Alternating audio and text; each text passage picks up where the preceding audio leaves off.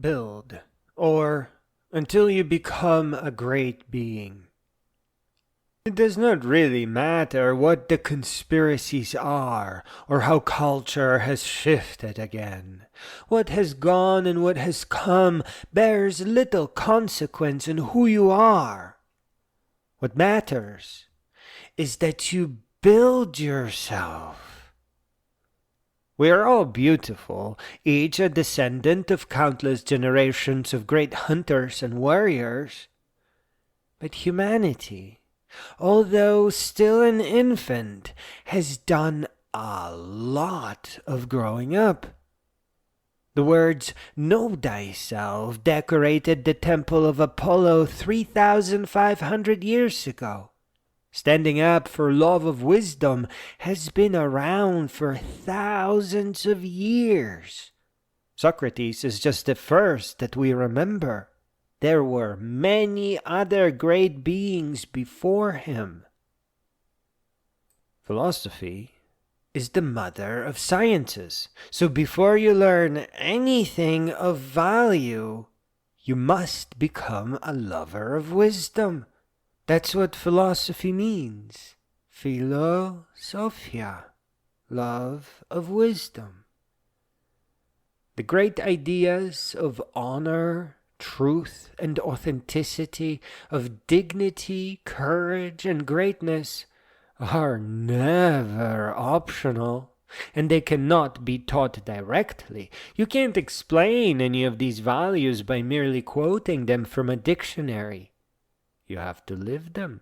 The words are just bookmarks for a way of living that will actually do you justice.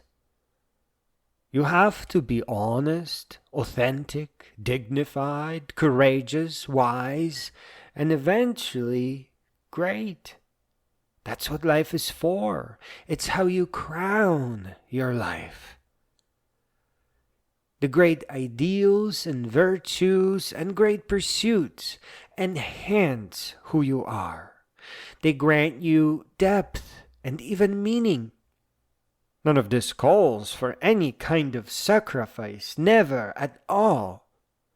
This is all purely about self-betterment, about becoming the kind of a person that you really, really are, about building yourself up and moving forward in life without a single doubt. And these ideas are alive. Wisdom and dignity, for example, prevents teachers from staining you in any way. A human being may not be marked by a grade. The GPA is a disgrace, especially in context of ineffective education. That some people are cramming means it's a fantasy measurement for bureaucrats. No human can be marked by anything other than authentic achievement, which is to say, wisdom, curiosity, and passion. Something you are gonna do anyway and you really don't need a grade for because you will continue improving. Learning for real is the opposite of being pushed along and processed in school. You can start painting oil paintings today if you just use a screen projector over your canvas. You can study shape and color right there and then. You can start composing music by using a beat sequencer and even a piano roll in modern programs like LMMS, open source, is just a grid of buttons, very easy to figure out. You can start precision modeling in Blender, or learn JavaScript with P5.js lectures, and eventually come back to control 3D objects programmatically. It's just Boolean math. If you want to make a cup, you just create a big cylinder, put a smaller cylinder inside, and say that you want the smaller cylinder subtracted from the big one. and you get yourself a cup. Authentic education is about doing things that you are curious about, because to learn for real requires that you return countless times to the subject. You can't just graduate and move on. That's fantasy. What truly matters is that you start with things that you are curious about, as they will lay down a foundation for more. It is an explosion of complexity. The more you know, the more questions you have, and you go around everything. Just like modeling in Blender takes you to P5JS, and then Boolean math, and then programming, and then 3D math, and then all kinds of other things. Maybe science, maybe procedural generation of jewelry, or cars. An explosion of complexity is the right description of it. Every new thing you learn is a gateway to 10 other new things that will soon call to you. Oh yes. Even something as simple as magic tricks, for example, will take you to science, technology, electronics, programming, and even exposing liars, as the case is with fortune tellers or homeopathy. There's a big difference between bringing someone peace of soul and mind and scamming them. Your foundation is something that you stand on to build the next step. And you have to build strong steps because of how high you will eventually rise. It must all be curiosity-based. And curiosity makes it so that there is a natural cycle that you move around in about all the things that you like to learn about. You will move from computers to jewelry, from science to art, from composing to painting, and so on. And you know what else? You will become ravenous for books, for stories of other people, how they rose to their heights. You will want to know about Sir Isaac Newton. You will want to know biography upon biography. And the only way to truly, fully take it all in is to go on long adventures. Adventures so long that you have time to listen and re-listen to your books. You will have to walk the Appalachian Trail. It's just too good of an opportunity to listen to 100 or 200 books and truly take them into your heart.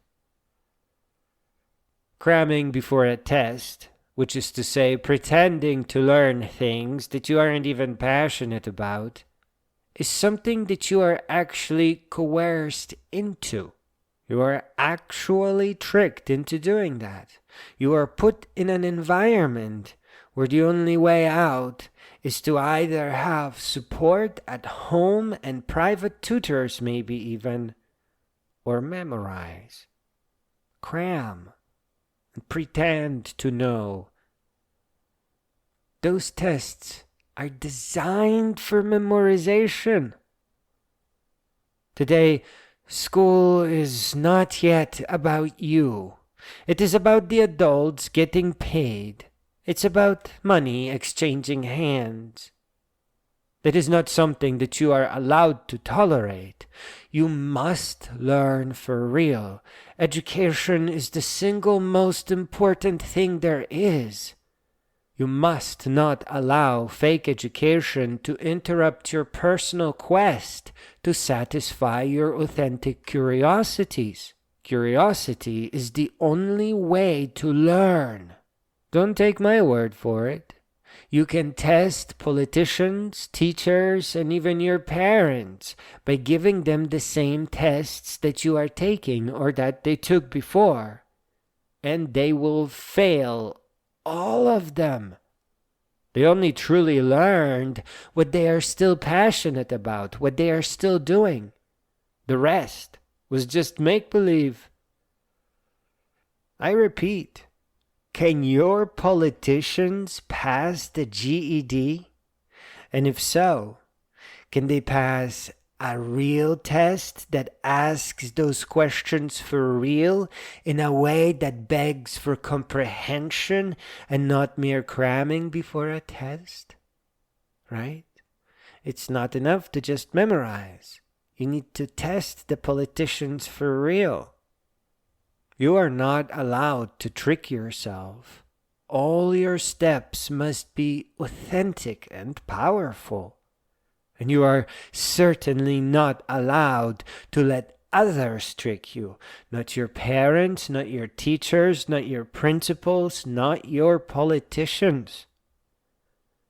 Every step and plateau must be authentic, as time in life is quite precious, and you are not to waste any of it.